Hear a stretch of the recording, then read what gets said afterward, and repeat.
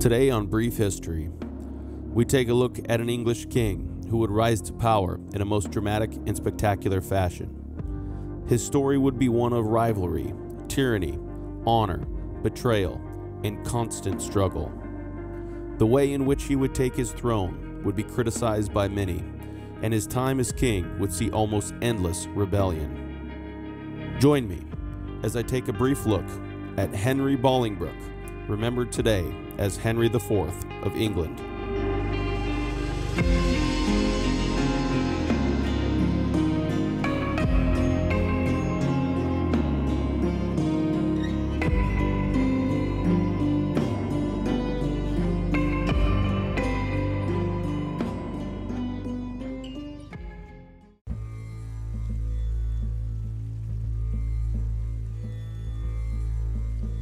Henry was born on April 15, 1367 at Bolingbroke Castle, from where his nickname would draw its origin. He was also known as Henry of Lancaster due to the fact that his father, John of Gaunt, was the Duke of Lancaster, and thus Henry was heir to the Lancastrian dukedom. His mother was Blanche of Lancaster, but she died shortly after Henry was born, along with two of his elder brothers, thus making Henry the eldest surviving son. In Henry's youth, his father traveled almost continuously, and with his mother passing shortly after his birth, he was not raised in a close family environment, although he did have close relations with his sisters Philippa and Elizabeth. He was initially in the care of his great aunt, known as Lady Wake, sister of his famous grandfather Henry of Grosmont, 1st Duke of Lancaster.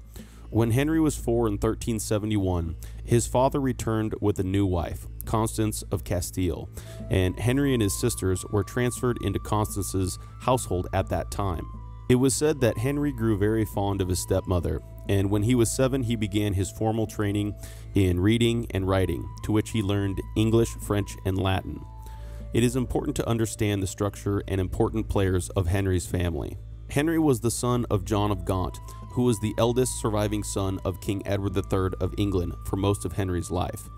Henry also had two other surviving uncles, younger brothers to his father, Edmund of Langley, eventual Duke of York, and Thomas of Woodstock, eventual Duke of Gloucester. Henry also had two uncles that were older than his father, Lionel of Antwerp, Duke of Clarence, and Edward of Woodstock, the Black Prince, but both would die in Henry's youth.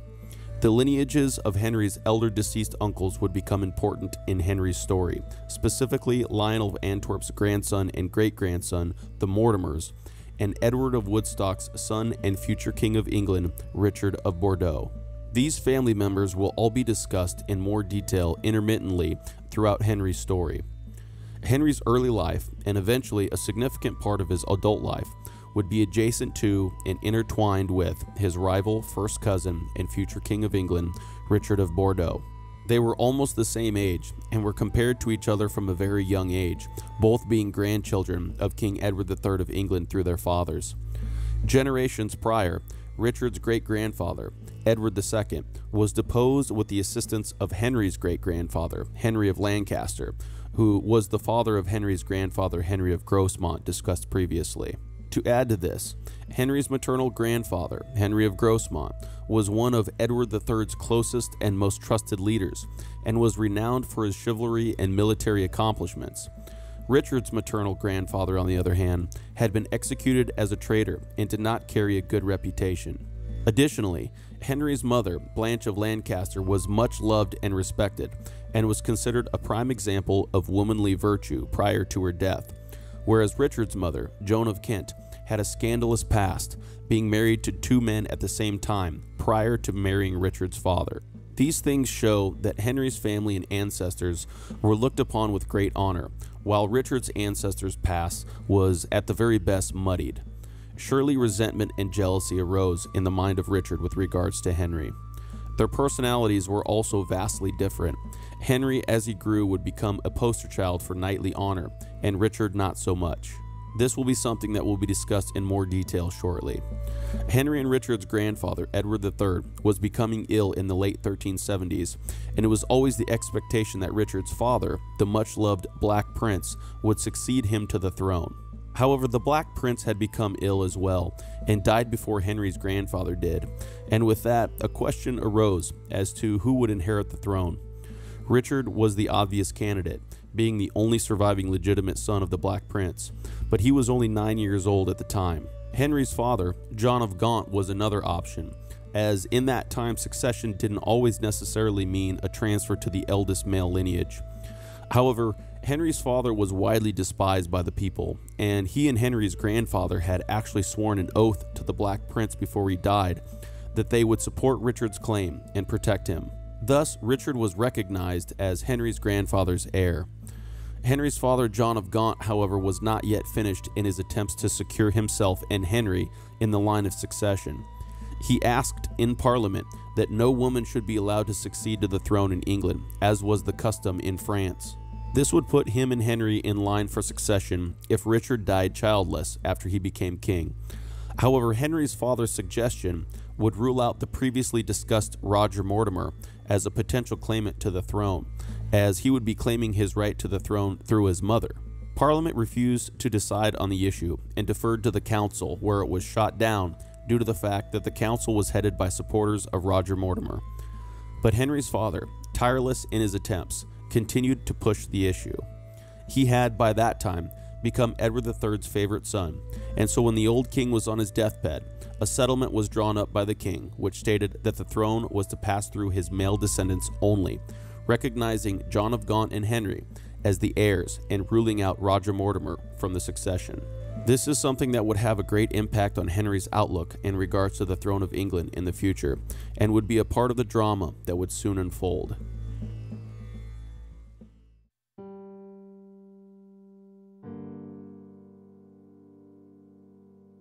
Henry's grandfather, King Edward III, knighted him and his cousin, Richard of Bordeaux, in a ceremony at Windsor, and a couple months later died in 1377.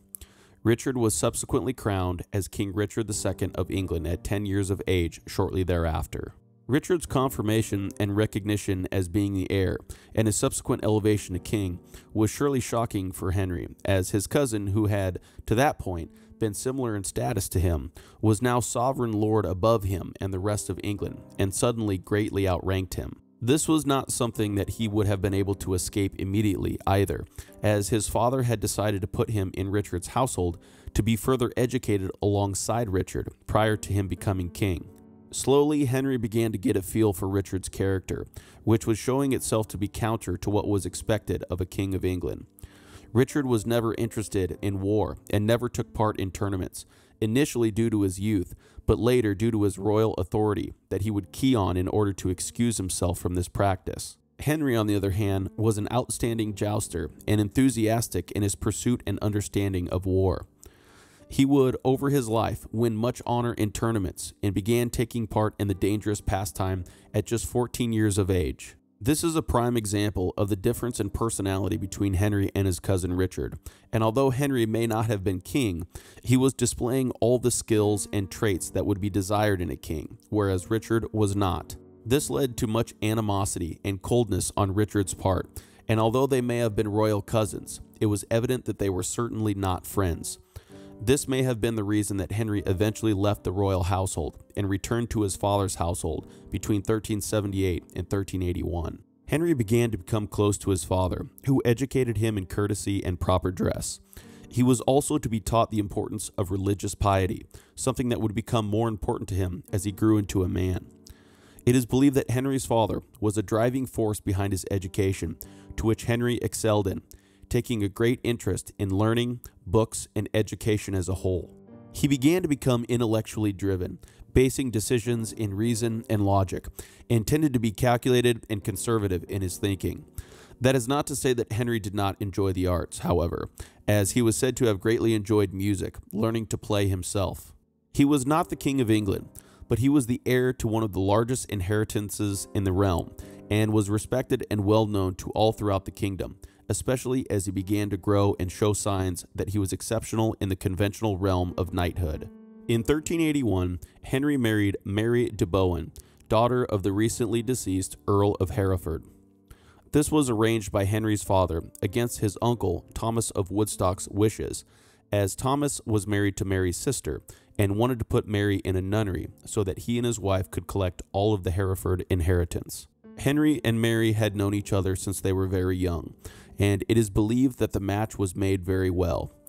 It is believed that Henry and Mary had a great deal of closeness with each other and would go on to have 6 children. Shortly after his marriage in 1381, a poll tax was imposed in England, which combined with other factors led to a great uprising by many lower-born subjects known as the Peasants' Revolt.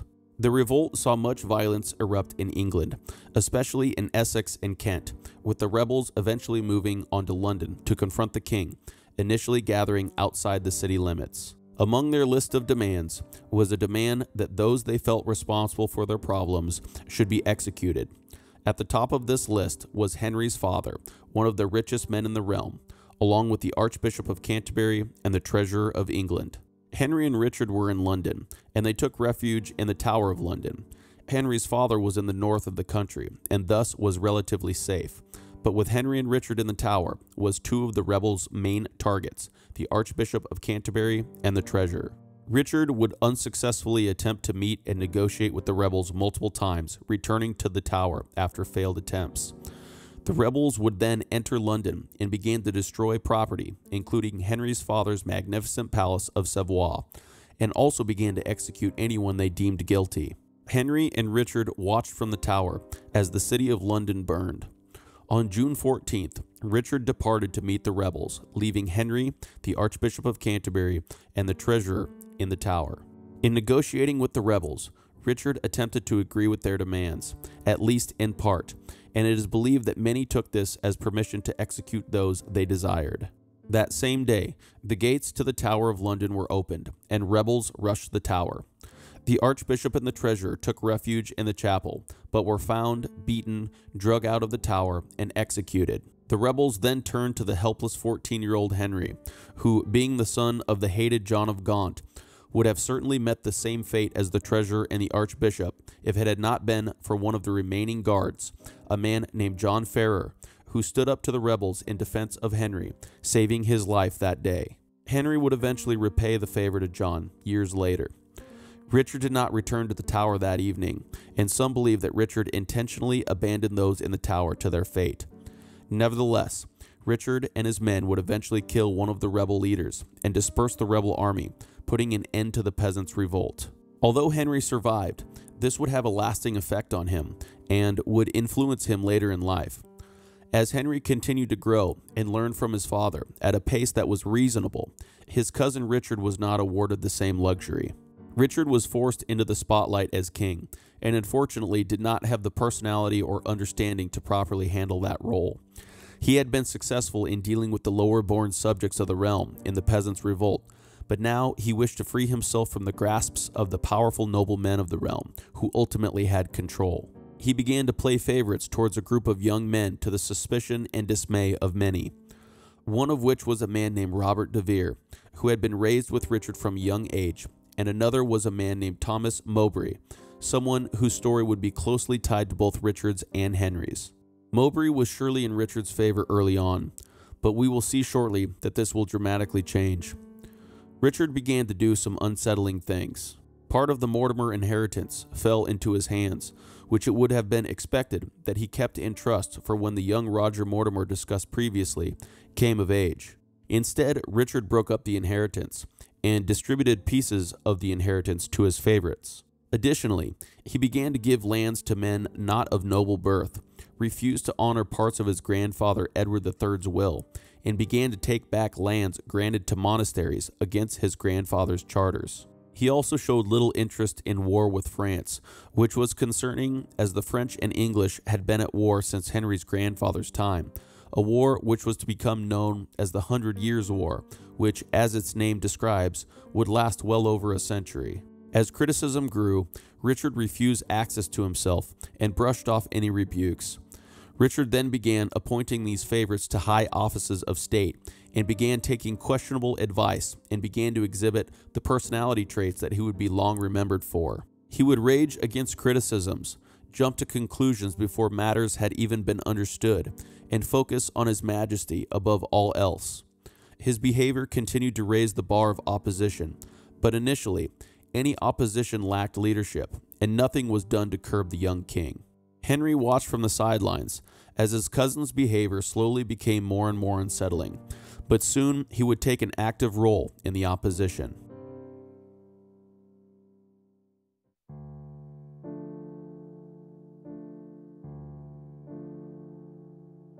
As Richard continued to advance his favorites against the advice of the powerful lords of the realm, public opinion continued to drop. Finally, Henry's father, although loyal to his nephew Richard, spoke up, stating that Richard should be leading an army into France, to which Richard quickly blamed Henry's father for failing to negotiate a permanent treaty, something that Henry's father had worked very diligently towards. Henry's father and his uncle stormed out, and Richard plotted with De Vere and Mowbray to murder Henry's father. Fortunately, Henry's father received word and was able to flee in time to avoid being ambushed. However, Henry's father, who had promised to protect Richard in his oath to the Black Prince, now declared that he would do no such thing any longer for fear of his own life. Richard and Henry's father would eventually be reconciled shortly thereafter, but this is an instance that shows how quickly and spitefully Richard could react to criticism, and also shows the contentious relationship between Richard and the Lancastrians. Shortly thereafter, in July 1386, Henry's father set out on an expedition to Castile, and with that, the 19-year-old Henry held control of the Lancastrian responsibilities in his father's absence. All of the prior transgressions committed by Richard set the foundation for conflict between him and Henry, and it would not take long for the anger felt by Henry in regards to these transgressions to manifest themselves into full-fledged opposition. In a parliament in October 1386, the leading men of the realm called for the sacking of some of Richard's favorites, to which Richard stormed out of the proceedings in order to dissolve the meeting. Parliament did not budge and sent some of their own to threaten Richard with deposition. Upon his return, some of his favorites were sacked, and Richard was forced to agree to a 14-lord committee that would be set up to reform the government. However, during this parliament, Richard commented that if he were to have been forced to resign his position, the young Roger Mortimer would have been his successor. This was ignored by many, as most were unaware of the settlement that Edward III had signed that ruled the Mortimers out of the succession, and thus assumed that the Mortimers were the proper heirs. But to those who were aware of Edward III's settlement, it was incredible, as he had now essentially verbally hinted that Henry and his father were to be out of the line of succession. Richard began to continuously travel for the next 10 to 12 months in order to undermine the new committee's power to reform the realm. Upon Richard's return from his traveling in 1387, he was confronted by a group of barons who had allied themselves in opposition to Richard's favorites. This group is known today as the Lords Appellant, whose intention it was to appeal Richard's close favorites for treason and to see them removed. Initially, the group consisted of 3 elder members, including Henry's uncle, Thomas of Woodstock. This group gathered support, armed themselves, and confronted the king, with the king's favorites fleeing. One of them, Robert de Vere, traveled to Cheshire to raise an army and began marching towards London. With this, 2 additional members joined the Lords Appellant group. Both were younger than the 3 elder appellant lords, and they consisted of one of Richard's previous close allies, Thomas Mowbray, discussed previously, and of course Henry himself. The appellant lords moved to engage de Vere's army, and Henry was tasked with cutting off de Vere's army by holding bridges across the Thames. Henry was successful in this, and when de Vere realized that he had been caught in a trap at Radcott Bridge, he stripped off his armor and swam across the Thames, eventually fleeing abroad along with other favorites of Richard's.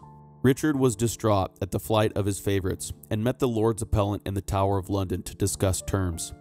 It is believed that the appellant lords actually deposed Richard in the Tower that day and were considering other options. Henry's uncle Thomas of Woodstock wished to claim the throne for himself, even though Richard had designated the boy Roger Mortimer as his heir verbally in a previous parliament, and John of Gaunt perhaps had a legal right through Edward III's settlement discussed previously, though he was away in Castile.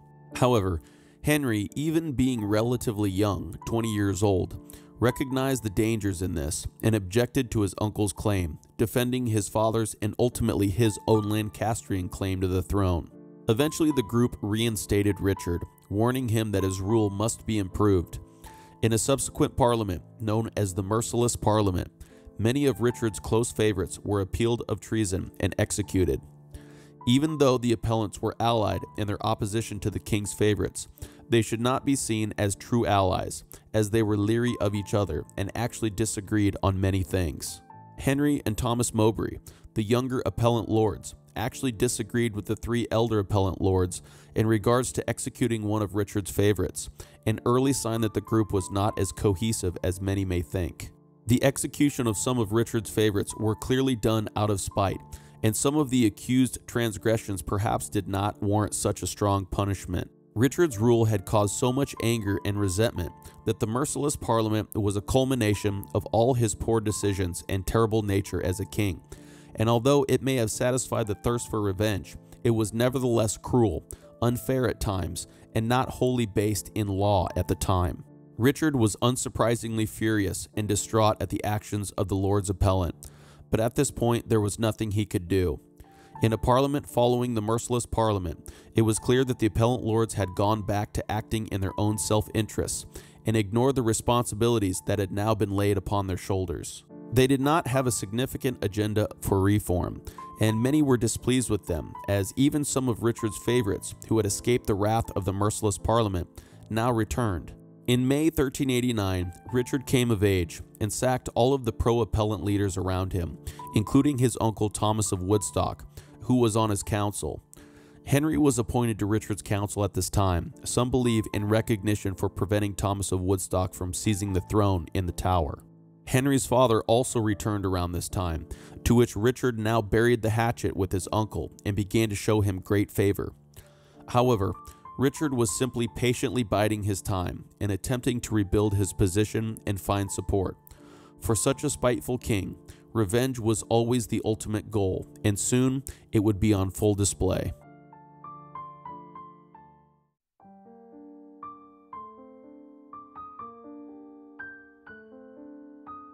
In March 1389, the famous jousts were held at Saint-Onge-le-Vert, to which Henry participated in and performed very well. He made friends with some of the most well-respected French knights, who asked if Henry would accompany them on their upcoming crusade to Tunis. Henry agreed and set out to Calais before being denied safe conduct, as it was believed that Richard wrote to the French king requesting that Henry not be allowed to go. Henry, not to be disappointed, decided to crusade in Lithuania instead. By that time, crusade campaigns in the Middle East were virtually at an end and were becoming rare. Instead, many who sought to crusade would travel to Lithuania in the name of Christendom, as parts of the area were still pagan. Henry landed in Poland in August 1389 and joined with the Teutonic Knights, who by that time had switched their focus from protecting pilgrims on their journey to the Holy Land to fighting pagans in Lithuania. Henry and the Teutonic Knights battled a Russian-Lithuanian army on the river Wilia, modern-day River Neris, pushing to Vilnius, taking much of the town but failing to capture the castle. After a few weeks in dreadful conditions there, he traveled to Königsberg for the winter. At the end of March the following spring, he boarded his ships and traveled back to England. This crusade, although less well known today, gave Henry a great deal of prestige in England in his time, as Henry was the first member of the English royal family to take part in a holy war since Edward I. This affected Richard's thinking very little, and the two continued to remain distant from one another.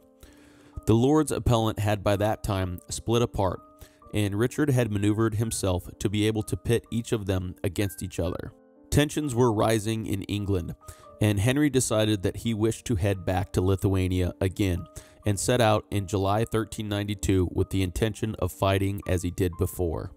But upon landing, he found that a peace had been made and his services were no longer needed. Henry had spent a great deal of time and money traveling to the area and could not return home without losing a degree of faith with those in England.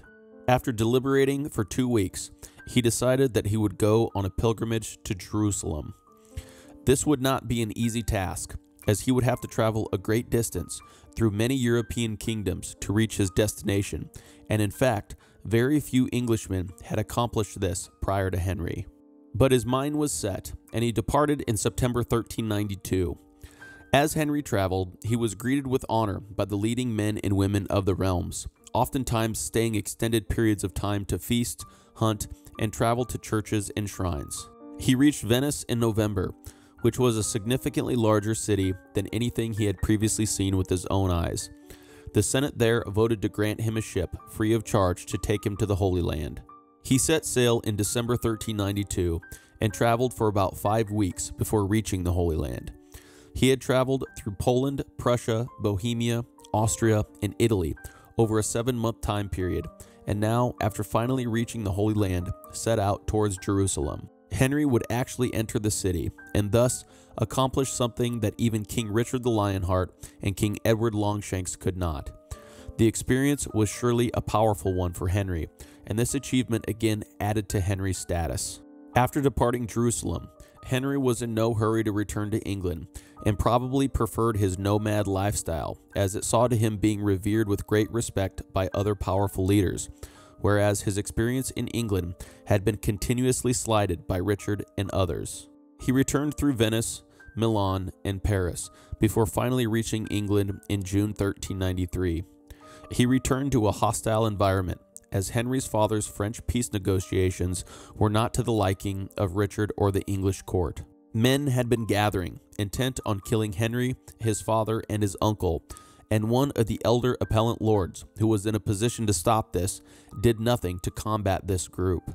Although nothing would come of this, it was clear that Henry's former allies in the Lords Appellant group were no longer allies.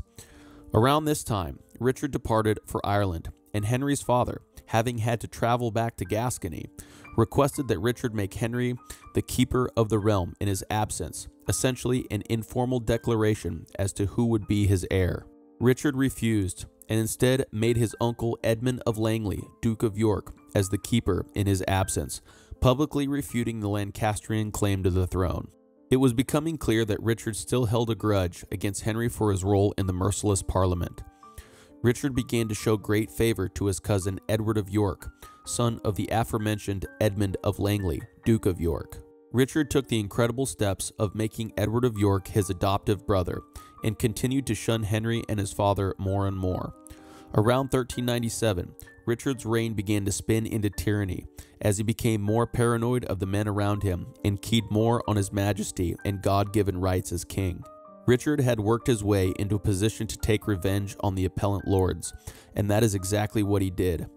Henry and his father were called to Richard to determine their loyalty, and Henry's father, being ever loyal to the crown and detesting one of the elder appellants, assured Richard that their allegiances lay with him. However, Henry needed to be excluded from what was going to take place towards the other appellant lords.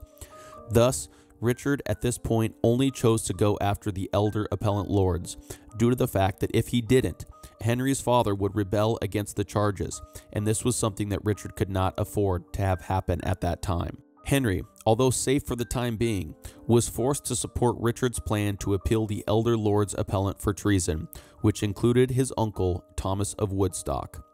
The elder appellants would be appealed by 8 counter-appellants and would be treated as they had treated Richard's favorites at the merciless Parliament. Shortly thereafter, Richard had the elder appellants seized. Richard and Henry's uncle Thomas of Woodstock was sent to Calais, and Richard ordered the other younger appellant lord, Thomas Mowbray, to murder him. This was done, but Mowbray would later claim that he played no part in this. The other 2 elder appellant lords were condemned in what is known today as Richard's Revenge Parliament, with one being granted exile and the other being beheaded. In return for their loyalty during this time, the 2 younger appellant lords, Henry and Thomas Mowbray, were elevated to Duke of Hereford and Norfolk respectively. This must have eased the tension very little, as after years of rivalry, Richard finally had Henry where he wanted him. As we will soon see, this was not a position one would desire to be in.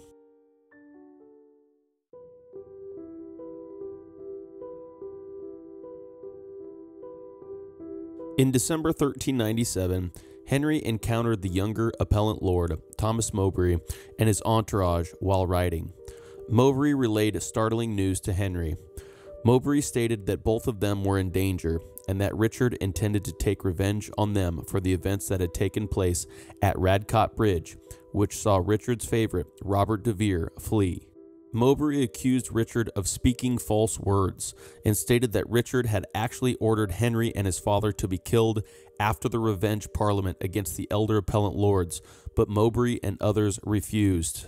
Henry was unsurprisingly dismayed to hear such news and traveled to his father to relay what he had heard. Henry's father detested Thomas Mowbray, as Mowbray had been linked to not only plots against Henry's father's life previously, but also to the plot that had killed Henry's uncle, Thomas of Woodstock. John convinced Henry to relay the matter to Richard himself, and to accuse Mowbray of a list of other charges as well. In January 1398, Henry relayed what had been said between him and Thomas Mowbray to Richard, who then asked him to write down the conversation from memory and present it to Parliament. He did this, after which Henry and Mowbray were seized in order to determine what to do with them. It was finally determined that God would determine the matter, and the two would participate in a joust of war, meaning that their lances would not be capped, and one of them would most likely be either severely injured or killed. Henry was obviously well known as a jousting aficionado, but Mowbray was also a well-respected jousting champion who held great skills as a warrior. A duel between two dukes of England drew considerable attention, and both prepped by attaining the best armor they could find. On the day of the duel, both men arrived and set up ready for battle. As Henry began to ride towards Mowbray, Richard dramatically stood up and stopped the duel from continuing. Both Henry and Mowbray returned to their respective pavilions and awaited further instruction. A couple hours later, an astonishing verdict was read out on behalf of Richard. Due to the close ties with both men, Richard declared that Henry would be exiled for 10 years on the continent, while Mowbray would be exiled permanently. Henry and his father, thinking they had done all they needed in order to save Henry's honor, now found Henry being blamed along with Mowbray for what had been done. But this could not be undone, and Henry was forced to face the reality of exile. Henry made preparations, and he and his father received a promise from Richard that when Henry's father died, Henry would be able to take control of his Lancastrian inheritance, albeit through his supporters initially until his exile ended. With this confirmation, Henry left for the continent to begin his exile, which he was ordered to do in France or Spain. The then King of France, Charles VI, invited Henry to Paris, to which Henry agreed, being welcomed warmly by the French court, who sympathized with him. Shortly thereafter, Henry's father John of Gaunt fell ill and died in February 1399. The events that were to follow would shake the foundation of the English monarchy to its very core.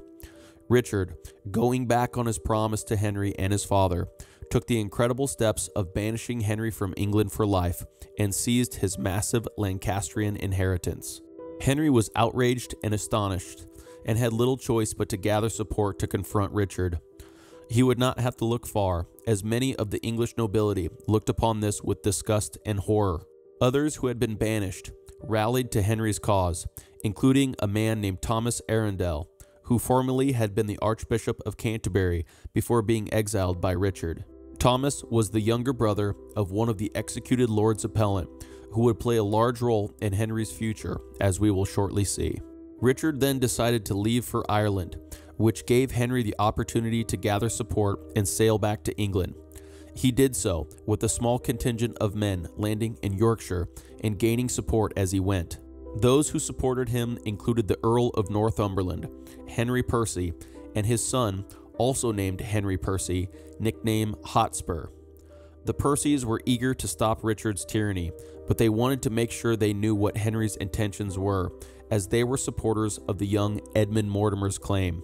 It was said that they asked Henry to swear an oath that he would not seize the throne for himself, to which he agreed that if anyone was more worthy of the crown than himself, he would stand down.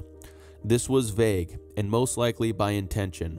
As Henry's army moved to Bristol, he was joined by his uncle, Edmund of Langley, who had been designated as the keeper of the realm in Richard's absence, and now supported Henry's cause. Some of Richard's supporters were executed at Bristol, with Richard eventually sailing back to England from Ireland and landing at Milford Haven in Wales. Richard left his army in the hands of his cousin and adopted brother, Edward of York, before traveling north to Conwy Castle to meet with an army that was being formed in his name.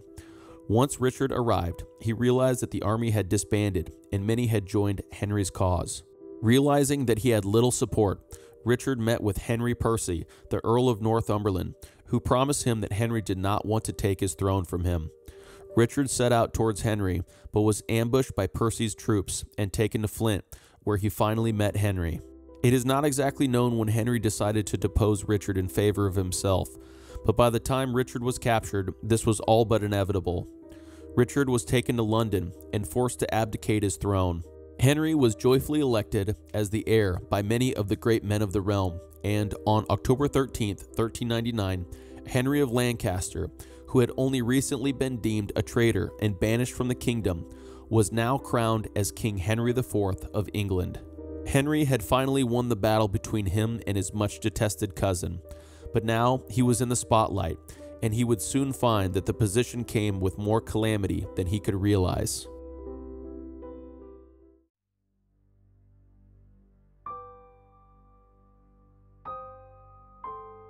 Henry's first action as king was to repeal the proceedings of Richard's Revenge Parliament, which saw the deaths of the elder appellant lords, and it was agreed that the counter-appellants that had been involved in said parliament should be tried. They were, and Henry was merciful to all of them, allowing them to retain many of their old titles and lands, although some titles were stripped. Richard, still alive, was shipped off to Pontefract Castle, where it was hoped that he would be forgotten.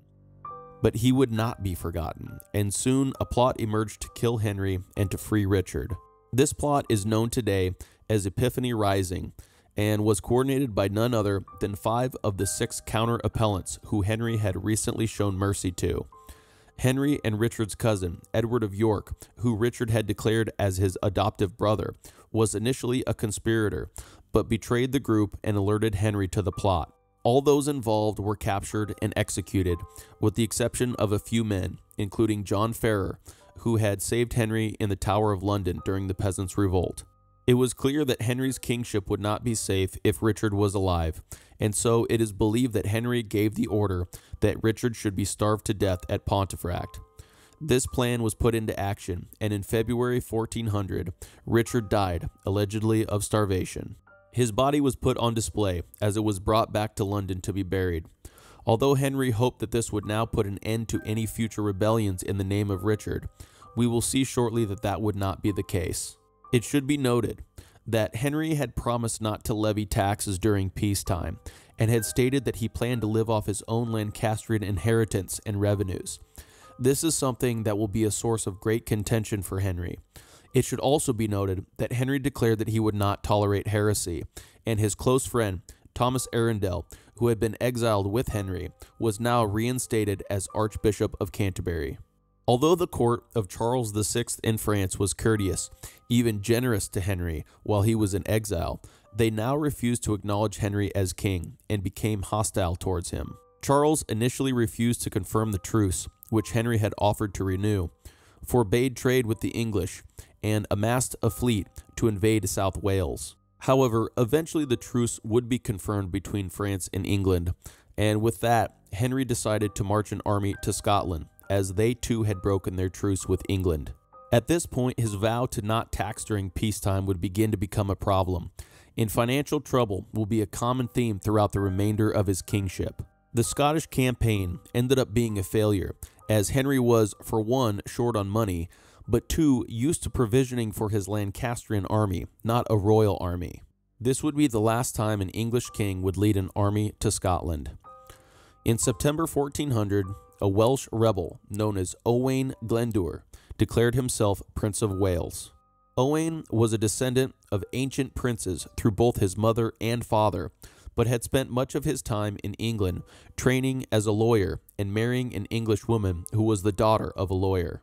Nevertheless, he now opposed Henry and his eldest son, Henry of Monmouth, who had by that time already been designated as Prince of Wales by Henry.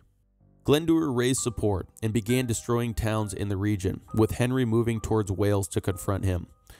Glendower was defeated by an English nobleman and would go into hiding, but this would be far from the end of his harassment. Henry continued his campaign in North Wales, but any Welsh opposition that he encountered quickly withdrew, as the Scots did, and no major victory was won by Henry. Epiphany Rising and Owain Glendower's revolt both happened within the first year of Henry's reign, and the attacks and plots against Henry would continue over and over again. Another assassination attempt was uncovered, where it was discovered that there was a plan to smear his saddle with a poisonous ointment that would cause him to swell and die, and discontent began to arise over concerns that Henry had promised great things but delivered nothing but financial difficulty.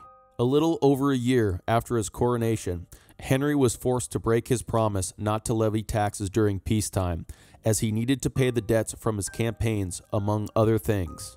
This was obviously opposed in Parliament, and the Commons saw an opportunity to take advantage of the situation. Anti-Welsh sentiment was rising, and a series of demands for legislation against the Welsh were proposed. Although Henry attempted to minimize the requests, he was forced to accept much of the Commons' demands. He was also forced to agree to many other demands, which included limits on his power and the removal of many of his officers that he had appointed, as many saw these men loyal to Henry and not England as a whole. Worst of all, his financial woes had been exposed and would set the tone for future dealings with Parliament. On the last day of the Parliament, Henry agreed to a piece of legislation to appease the clerics and to stand by his promise that he would not tolerate heresy. The statute known today as De Heretico Comburendo, which translates to about the burning of a heretic, was passed. This made it so that anyone found guilty of heresy who would refuse to recant their heretical ideas was to be burned alive.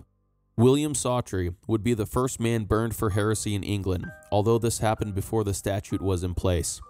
Nevertheless, after all the concessions, Henry was granted a tax, and anger spread throughout the realm because of it. His officers were attacked throughout the kingdom, with some being killed as they attempted to collect the tax. The anti-Welsh legislation began to take its effect as well, and Welsh nationalism began to steadily rise, with Glendower continually raising forces and attacking intermittently. The main noble in charge of keeping the peace in North Wales was Henry Hotspur Percy, discussed previously, who had been an early supporter of Henry in his war against Richard, along with his father, the Earl of Northumberland. Hotspur began complaining about the lack of financial support for his work in North Wales, and there was little that Henry could do, as his financial situation was not good. This is something that would become a major issue in the future, and will be discussed shortly. It should also be noted that Prince Henry, about 15 years old at the time, had been sent to North Wales with Hotspur to be part of the leadership against rebellion there, and was beginning to grow as a military leader. Henry could not seem to get out in front of all of his issues, and he was becoming more and more unpopular. To add to his problems, the harvest failed, creating high grain prices, and wool export revenues began to drop. Rumors that Richard was alive began to circulate, and this gave many a cause to get behind, particularly discontented friars, who formulated a plot to bring forth an impostor from Scotland to pose as Richard. This plot was dealt with quickly and severely, with many being executed.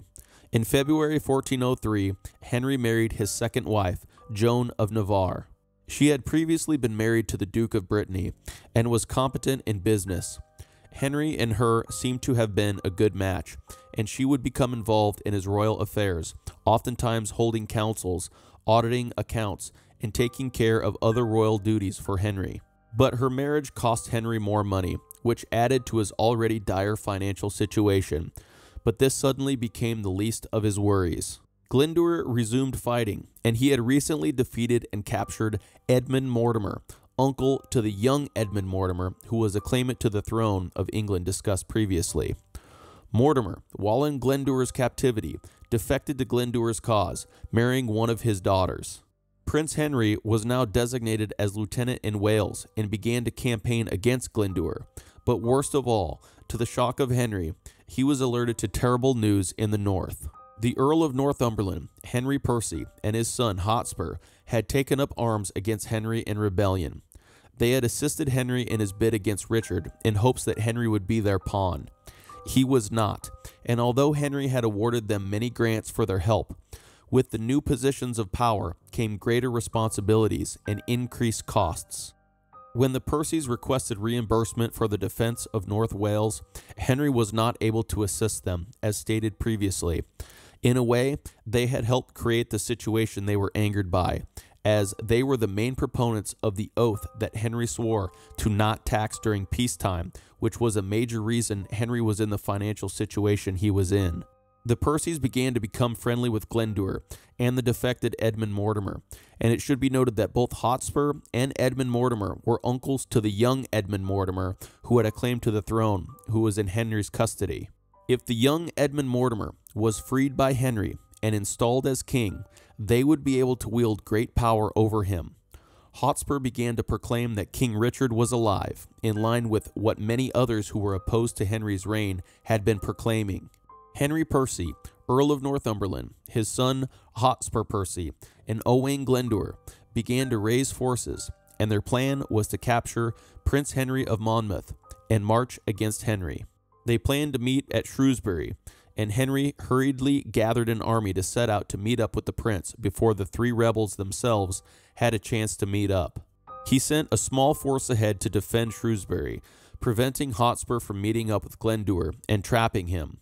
Henry's army was able to link up with the prince and then advanced against Hotspur, with Hotspur taking up a spot on a hill outside of the town.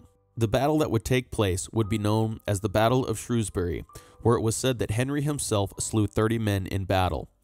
The prince would take an arrow to the face during this battle, just under the eye, and it was feared that he would not survive. Hotspur's army began to slowly be defeated, and so he and a small contingent charged towards Henry, who fell back, causing Hotspur and his knights to be overrun by Henry's royal soldiers and killed.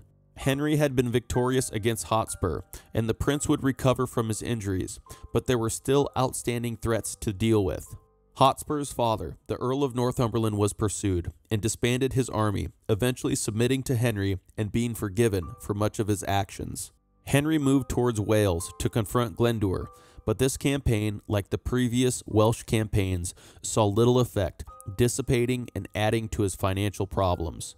The Commons continued to humiliate Henry in Parliament, demanding ever-aggressive concessions in order to grant a tax, and even then, any tax granted was limited and not nearly enough, with Henry also being greatly limited in the usage of it. However, many enemies began to move against England, which included the French beginning to support Glendour, who seized major castles in Wales, including Harlech. Glendour crowned himself as Owen IV, and nothing could be done. It was finally becoming obvious that the limitations that were being put on Henry by Parliament were doing no good for anyone. Parliament would finally, eventually agree to a generous tax, and additionally, the clergy provided subsidies as well. Another plot against Henry arose, the seventh in 5 years, which saw the young Edmund Mortimer, who was held captive by Henry, broken free during the night. Henry was able to quickly send men to capture them before the young prisoner was able to link up with Glendour and his uncle, the other Edmund Mortimer, but it was nevertheless a close call. But although Glendour and the elder Edmund Mortimer did not seize the younger Edmund Mortimer, they still had plans up their sleeves. They allied with Henry Percy, the Earl of Northumberland, yet again, who had graciously been forgiven by Henry. This alliance would become known as the Tripartite Indenture. This agreement stated that if the three rebels were to defeat Henry, they would divide England into 3 separate kingdoms for each of them to rule. Henry intended to move against Wales with his new generous tax money, but was forced to halt his preparations in order to move against an uprising in Yorkshire, known as the Yorkshire Uprising, led by the Archbishop of York and the son of Thomas Mowbray. This uprising was actually destroyed by one of Henry's younger sons and allies, but nevertheless, it prevented him from moving into Wales when he wished to. Henry was in no mood for mercy, and executed the Archbishop of York, making him the only English king to order the execution of a king and archbishop. Just as the killing of Thomas Becket affected the reputation of Henry II centuries earlier, so too did this execution affect Henry's reputation. But Henry was intent now on ruling more fiercely than he ever had before. But things were different. Henry was becoming ill, and his illness would prove to be quite debilitating in his future aspirations.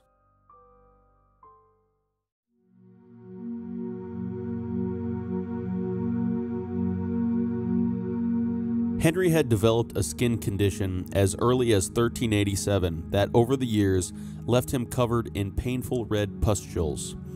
The condition had been manageable, but by 1405 the condition began to worsen. He began to become weaker and fearful for his health. Some believed that perhaps his mental state was affected by the illness, or perhaps by the damage he had taken throughout all the jousts he had completed during his lifetime. But this has been largely disbelieved, and he was thought to have remained mentally sharp through the end of his life. Henry attempted to now launch his assault against Glendower that he was forced to postpone due to the uprising in Yorkshire. Unfortunately, the time spent putting down the uprising allowed Glendower to reorganize and gather French support. It also depleted Henry's reserves, and due to these problems, his campaign fizzled like the previous ones did. In March 1406, a parliament was held known as the Long Parliament, which was the longest single parliament held in the Middle Ages, not to be confused with the Long Parliament of the 17th century. Henry's power was all but stripped from him, and it was thought that he may soon die, as his health was rapidly going downhill. He began to request to be removed from certain duties in government, and again acknowledged his son Henry of Monmouth as his heir apparent.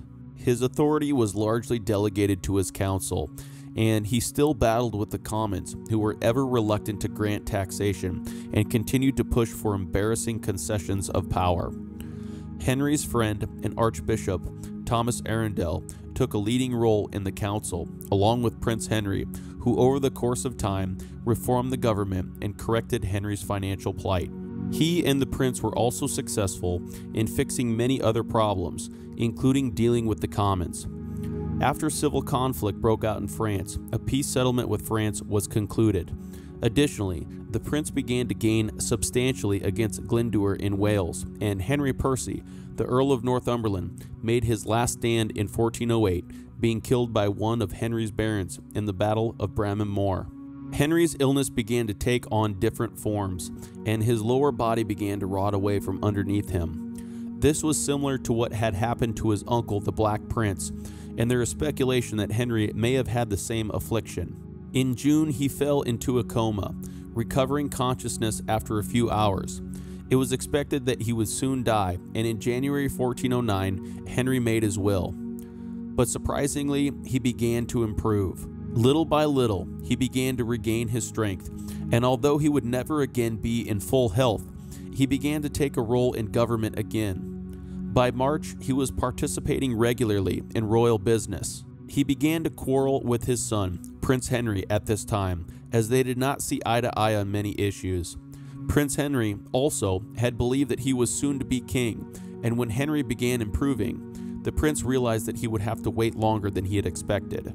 Unfortunately, as the prince was becoming more and more interested in taking control of the realm himself, he and Archbishop Arundel began quarreling as well, with Arundel ultimately resigning his position. It was beginning to look as if Prince Henry was attempting to usurp power from his own father as he continued to gain control.